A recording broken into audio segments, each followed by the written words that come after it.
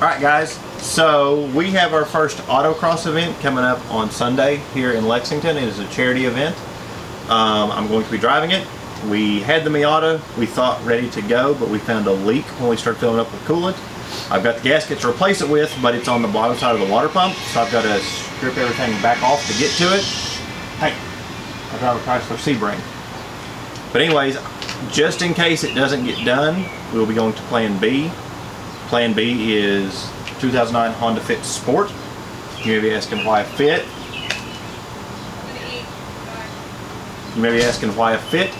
As stated, Grid Life and Global Time Attack are starting a Spec Fit class this year, and that seems like something I would be interested in because it'd be very easy to get started in. So what we're going to do today is go over the car, things we look for to get ready for autocross, and talk to you about what you need to do to get ready for your first autocross event. Let's go. Okay? Alright, so the first thing we're going to do is we're going to start under the hood to make sure everything is okay under the hood. This car within the last week has got new spark plugs, a oil change and filter, and a new air filter. So everything under here should be running great, but we're going to double check our oil level, check our brake fluid, check our coolant, check all that stuff, make sure everything is good. It's a little baby engine. Alright, one thing I want to cover with everybody that wants to autocross is your battery. The first thing they will check is this battery. They will check two things: capped positive and tied down.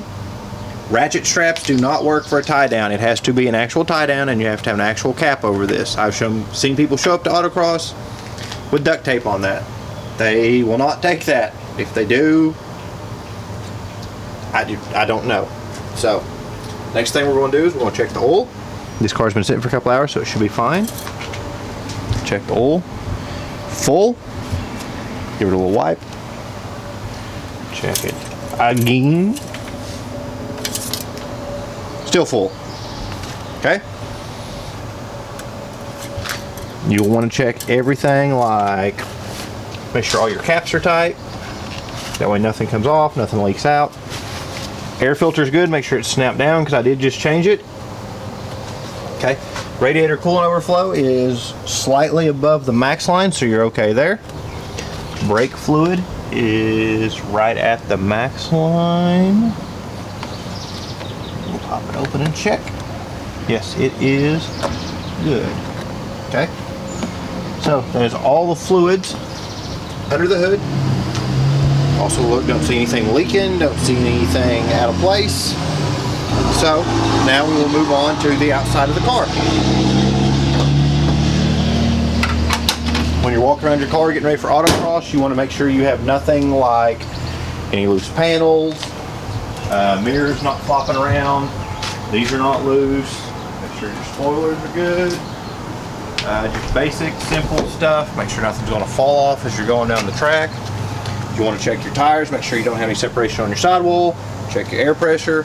That's something else you want to do the day of. Just check your air pressure, make sure you're not leaking anything. It's a good idea to check it a few days before, and then check it again. That will let you know if it's leaking. We're going to go ahead and get our tires rotated a few days before the event. And something else you want to check for when you do autocross is get rid of all this junk in the trunk. So all this will come out the night before. We'll give it a good clean because you can't have anything in there rolling around, banging around, whatever. It'll be distracting and it could be dangerous. So, back seat, nothing in here. Okay, so that is the basics of going over your car for autocross. Another thing to check is make sure your brakes are good. These have been changed within the past 2 or 3 months. There's no major grooves in them. The pads are still good, the rotors are good, so everything is good. So based on just a quick basic walk around of this car, it should be good to autocross. We'll be running in just basically a street stock class, so there's no mods to this car besides one-step colder plugs and cross-drilled slotted rotors and ceramic pads, so that's nothing to add any power really. That's basically it for going over the car. Now something else you need to consider is, are you going to use your own helmet? Are you going to use a loaner helmet? You also want to make sure check the schedule for the event, what time you need to be there, what time registration is, what time the walk is, because they let you walk the track, the course, to see where the turns are, where the straights are, etc. That way you can learn everything.